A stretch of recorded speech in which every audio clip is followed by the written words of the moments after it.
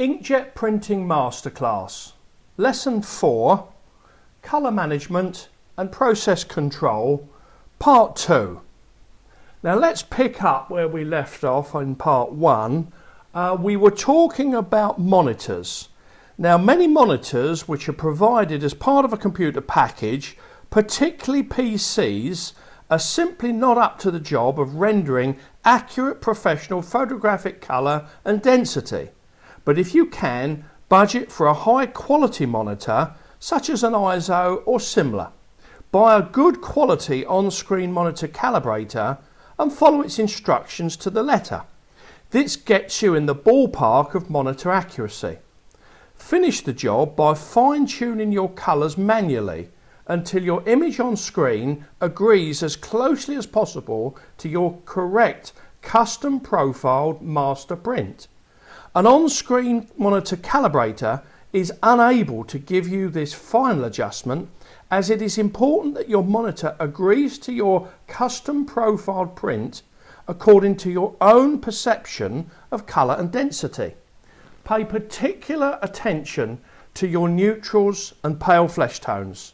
These are the most critical areas of your prints. We can always produce red Ferraris and impressive chrome exhaust pipes, but printing a bride and groom in full dress, getting the flesh tones correct, the black suit and the pure white or ivory wedding dress, that takes precision, which this method will give you. Remember, adjust your monitor to agree to your print, not the other way round. Now, process control.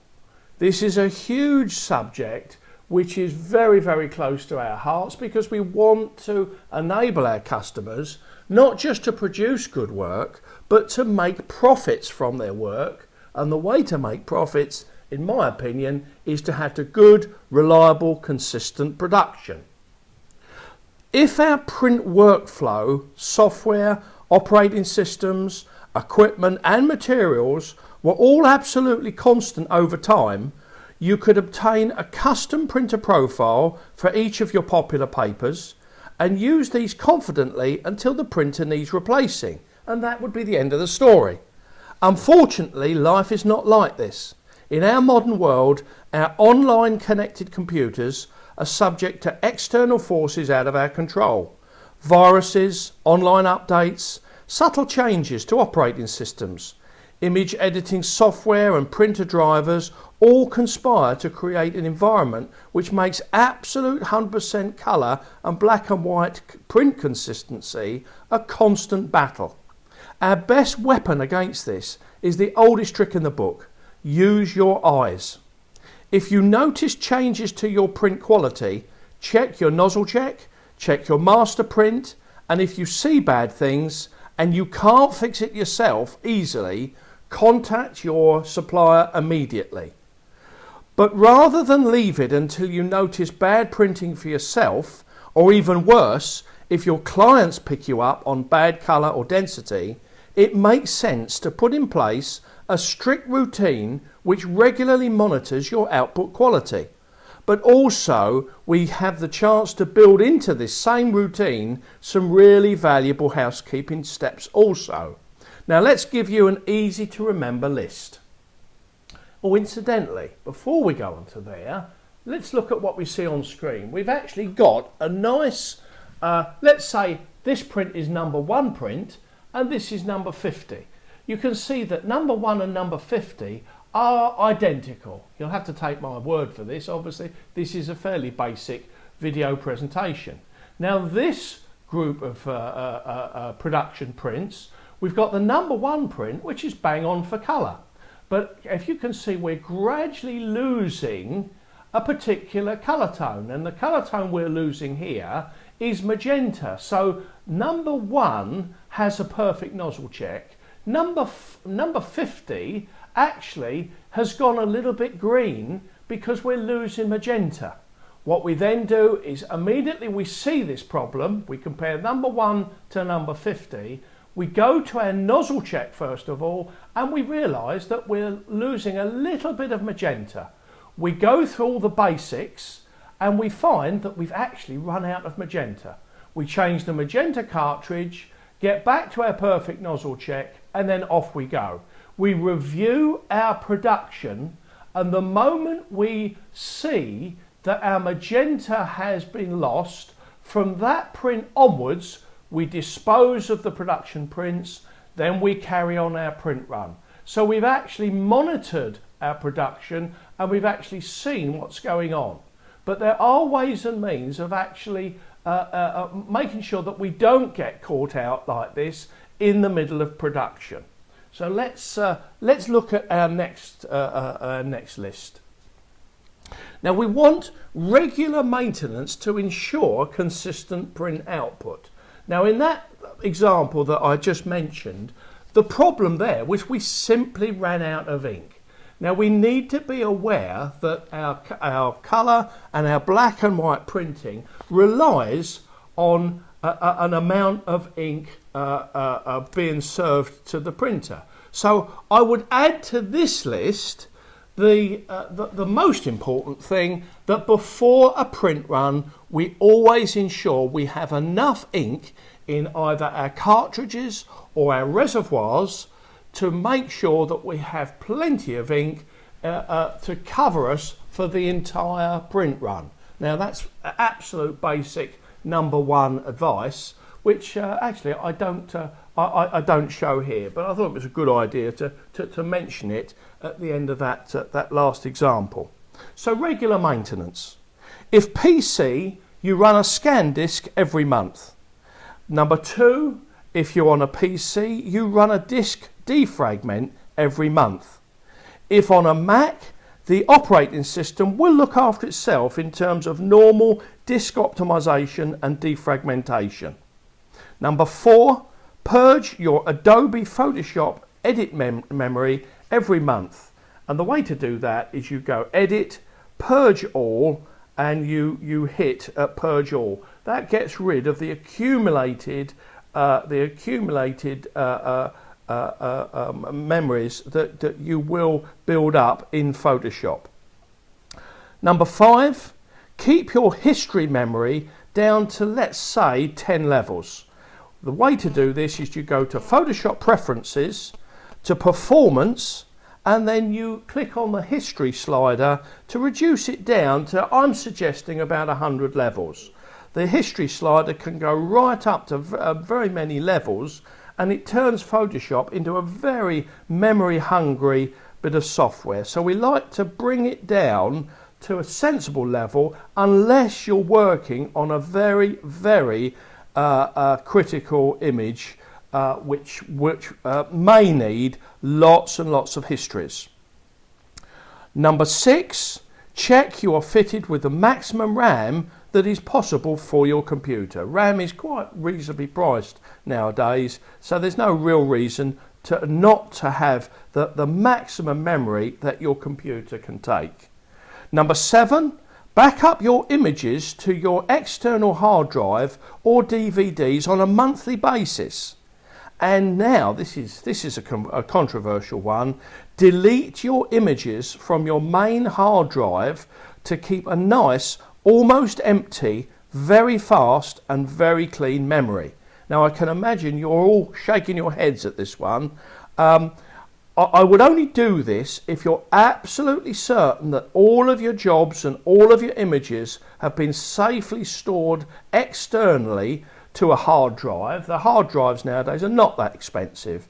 You can get a 1 terabyte hard drive for around £50, which is around $40. DVDs, they're able to store huge amounts of information, and if you back up not just with a hard drive but also with a nice library of DVDs, you can then be assured that it is safe to keep your imaging computer fairly empty apart from current jobs. And that makes a huge difference to the speed of your computer. It's like running a brand new computer. It's a fantastic advantage that you would have. Item 8, run your antivirus software every month if you're on a PC. If you run Macs, they will look after themselves in this regard in normal conditions. If your Mac is misbehaving, you ought to talk to your Apple supplier. Number 9, if you can, separate your online functions, that's website, email, Facebook, all your social network functions, out to a different computer if you can. Try to confine your online functions on your imaging computer to image-related work, communicating online only with trusted clients and suppliers. Particularly for PC users, the internet is a dirty, messy place, and for those who earn their living relying on their computer, which is performing, let's face it, at nearly the limit of its performance. Image files from modern DSLRs are huge, and image editing often involves changing the entirety of the file time and time again. We need our computer in tip-top condition for speed, reliability and consistency. Number 10, keep your computer, monitor and ancillary equipment as clean and dust-free as possible.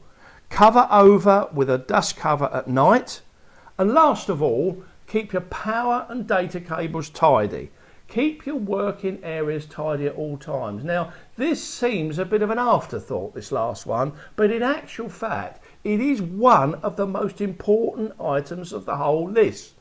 You must remember, as imaging professionals, that your clients not only wander into your studio where your images are captured, but they often sit down at your imaging workstations, your computers, and they look at work that you may be running. And it's really important that your working areas where you're working on images are good enough and tidy enough and look professional enough for you to actually be proud of that particular area. It makes a big impression on a customer when he sees a professional looking, neat and tidy working area or areas, and it gives him confidence in giving you further work. Imagine you were going into an imaging laboratory where you've got a number of computers and it's a terrible mess. You will think twice about giving that particular imaging professional any more work. So do have a second look at your imaging areas and see if you would be quite happy to have your most important customer sit down and review some of the current jobs as your laboratory looks at the present time. Now, notice that I've recommended a monthly routine of computer housekeeping. If you settle on doing all of your cleanups and backups together, it's more likely that you will actually get them done. My customers report a huge improvement in speed and reliability of their photographic image workflows. If you run Apple Macs for your imaging applications, allow the operating systems to look after themselves. If you experience slow or unusual functions, contact your Apple supplier immediately. He will know the most efficient solution for you. Messing around on your own on a Mac operating system, unless extremely knowledgeable, is usually a big mistake. Remember that as a photographic professional, capturing, editing and outputting raw files and TIFFs, you're accumulating huge amounts of data, far more than almost any other computer-based occupation I can think of, apart from video and gaming. If, like us, you're writing code all day long, your daily saved data would be a fraction of the size of a single photographic project. As an imaging professional, you are a very heavy user of computer data, and you must bear that in mind when you're doing your planning for computer memory. Now, process control. This is a hugely important subject for the production print worker. First item, check your print accuracy every 6 months and reprofile if required. High-end studios should check print accuracy every month. Number 2, check your monitor accuracy every month and recalibrate if required. High-end studios should check every active imaging monitor on a weekly basis. Number 3, submit a printout of your supplier's calibrated master image every 6 months for independent confirmation of colour, density and neutral accuracy. Just print out the standard image that your profiler gives you and then just post it off to him. He won't mind confirming that either everything is in tolerance or you need to look at your accuracy. He won't mind that at all. Every 6 months is a great way of independently checking that your printer or printers are absolutely bang on. Number 4, if your monitor fails a monitor accuracy test, even after recalibrating, consider replacing your monitor with a new higher spec display. Number 5, replace the tubes in your daylight viewer at the manufacturer's recommended interval. A viewer with old tubes is useless.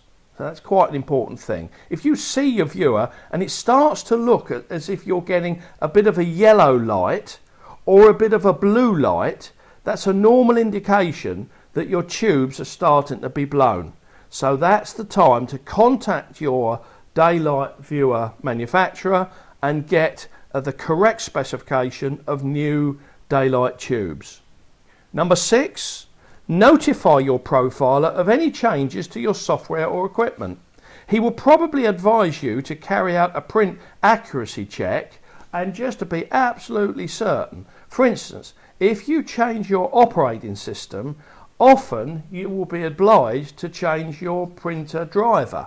If you change your printer driver, you may find that your custom profile may be off of datum.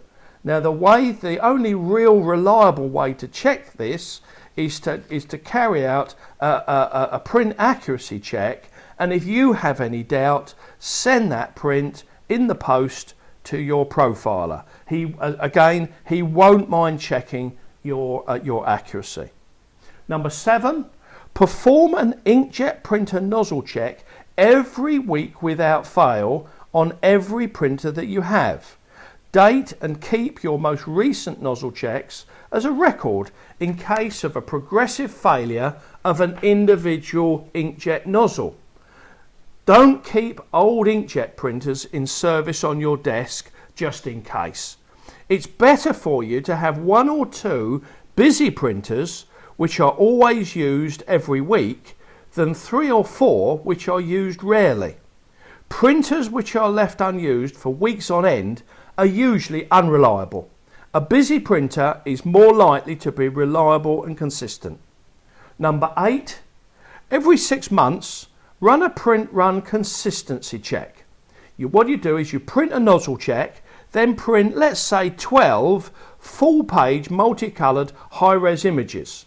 Then print another nozzle check. Both nozzle checks should be identical and perfect. You then put your first print next to your last print and view those 2 prints side by side in a good quality light. They should both be identical for colour, density and neutrals. If they're not matching, contact your supplier immediately for a printer service. Now here we go. Printer service. If your Epson desktop printer needs a service, you may be able to do this yourself. You can go to our homepage. On the left here, we've got www.marriott.com. You click on printer maintenance, then click on online movies. Let's show you. So that on the outside here is our homepage, our standard banner. And what you do is you click onto printer maintenance, and that opens up this drop down menu, and you can click on online movies, and it brings up these 5 maintenance procedures for your desktop printer. And the maintenance procedures I like people to use is to clean the wiper blade, clean the spit pad and clean the pump cap. They're nice little 2 or 3 minute YouTube videos running all the way down there, and it's very easy to pick up on how to do basic maintenance on your desktop inkjet printer, and you can get your printer back to 100% efficiency fairly easily. If you're in the American market, you would go to marrittusa.com, and there's our marrittusa.com standard template. You would click on printer maintenance up the top there, and that then brings inkjet cleaning videos. And the list of videos you have here as you scroll down is quite a comprehensive 7 videos. And again, the videos I would always go with, and the little cleaning procedures, would be to clean the wiper blade, to clean the pump cap and the spit pad. So those 3 items I would always look at carrying out. I'd say maybe once a year, something like that. Once a year you'd look at pump cap, wiper blade and spit pad. And if you have any worries and you're not getting improvement, you know what to do. If you're on the US website, you contact us at Marritt USA, and if you're on the European website, you contact us at marritt.com, and we're here to help. We do want you to run your printer at 100% efficiency at all times.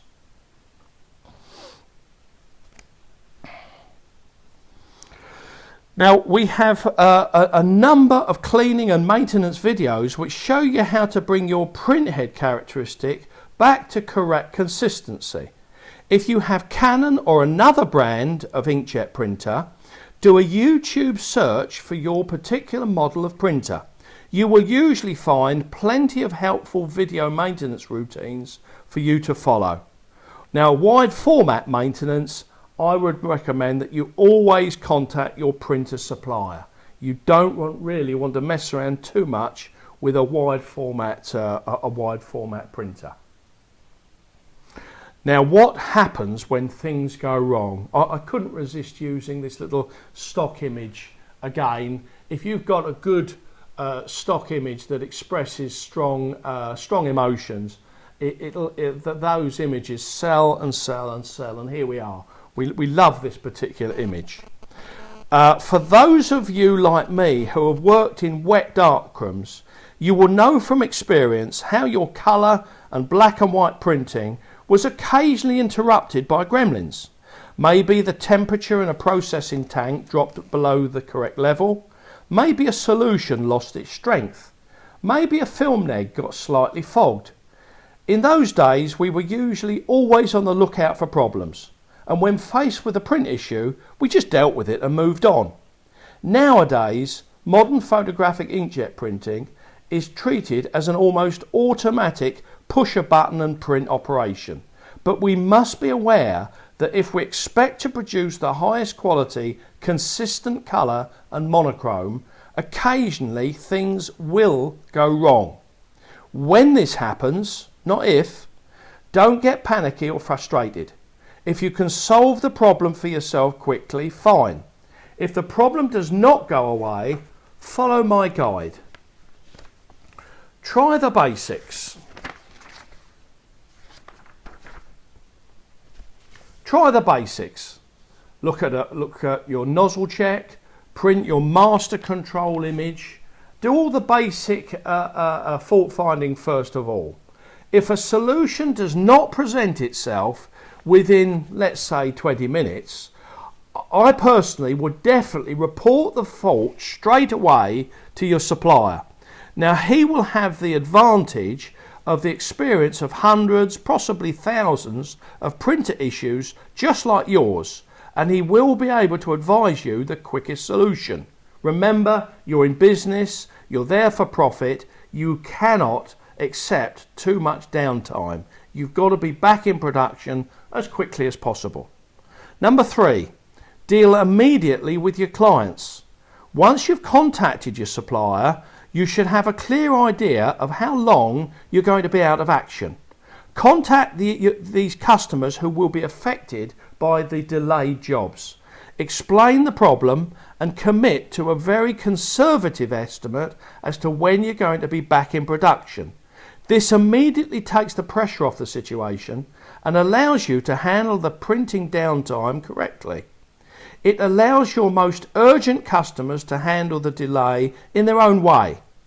Don't let them have to find out for themselves. It's all about maintaining trust and confidence in your client relationships.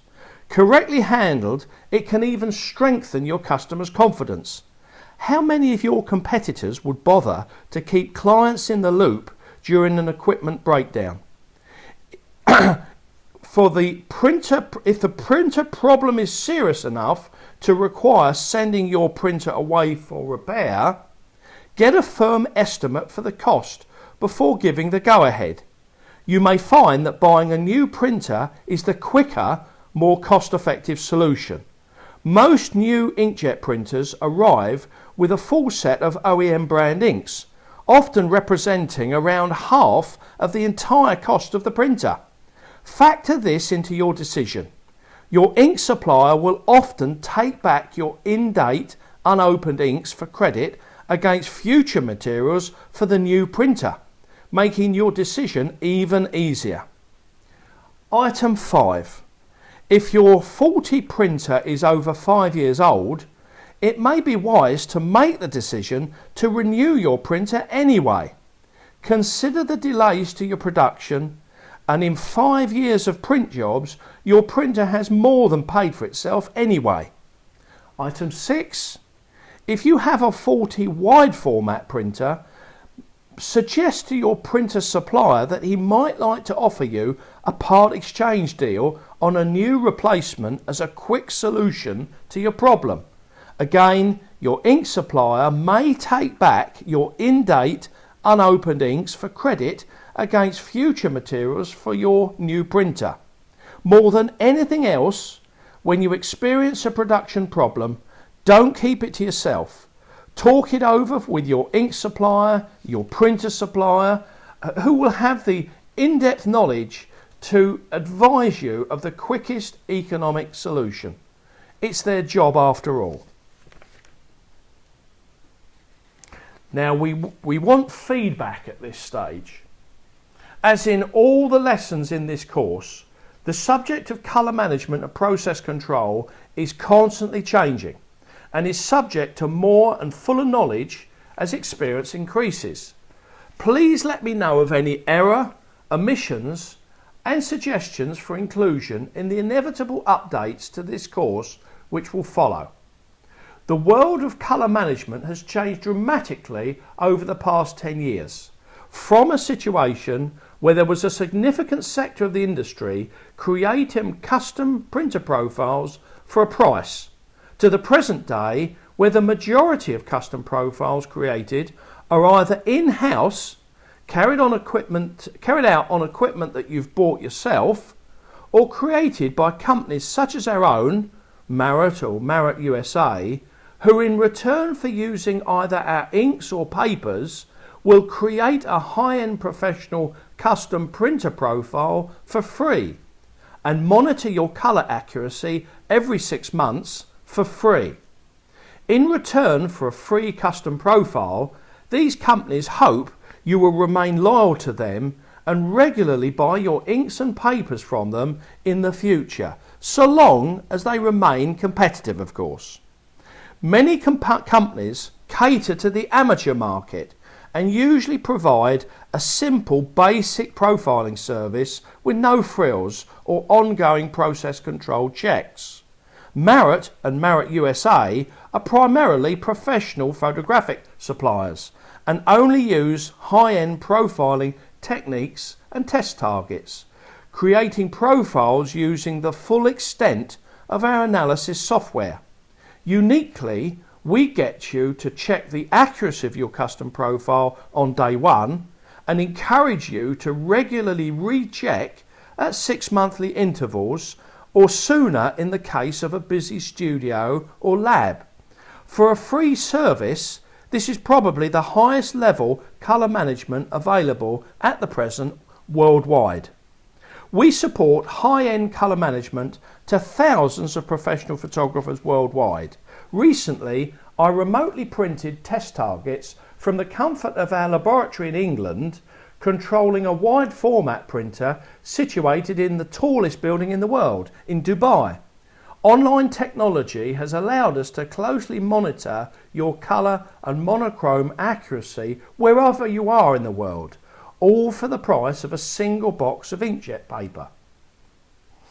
For those of you who wish to take their colour management to the highest possible level, I recommend that you contact one of our friends in the international community of colour management professionals. You can talk to Thomas over in Denmark, who runs an extremely good operation, which is pixel.dk, Thomas Home. You can talk to Neil in the UK at colourmanagement.net. Neil Barstow will look after you to an extremely high level. You can talk to Udo, who is in Sweden, and his company is imagingexpert.co.uk. Or in the States, you can talk to Steve over at chromix.com. Steve Upton is one of the first people that were ever brought colour management to an extremely high level. Steve and Neil, they work very closely together. These four individuals represent the current state-of-the-art colour management knowledge in the professional photographic industry. They all provide paid for comprehensive colour management service to the highest possible standard. Each carries my highest possible recommendation for a first-class service.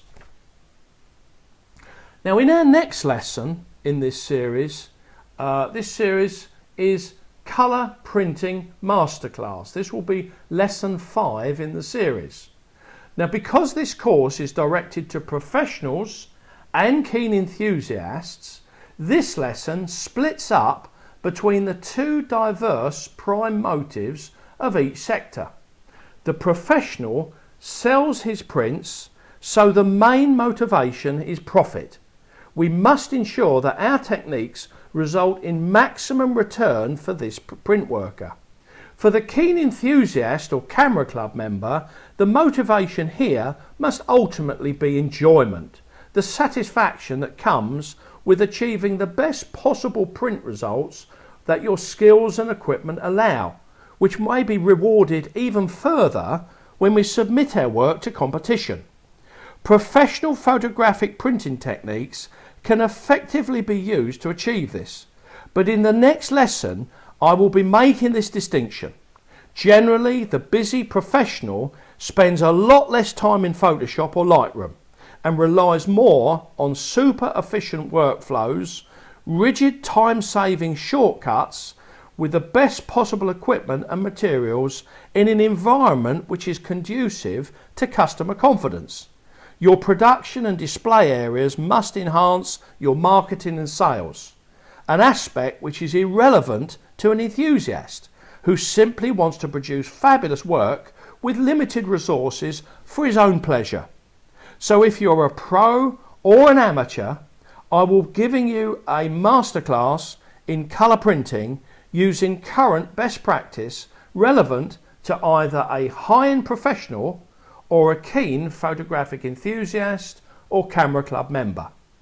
I look forward to seeing you next time. Thank you for watching.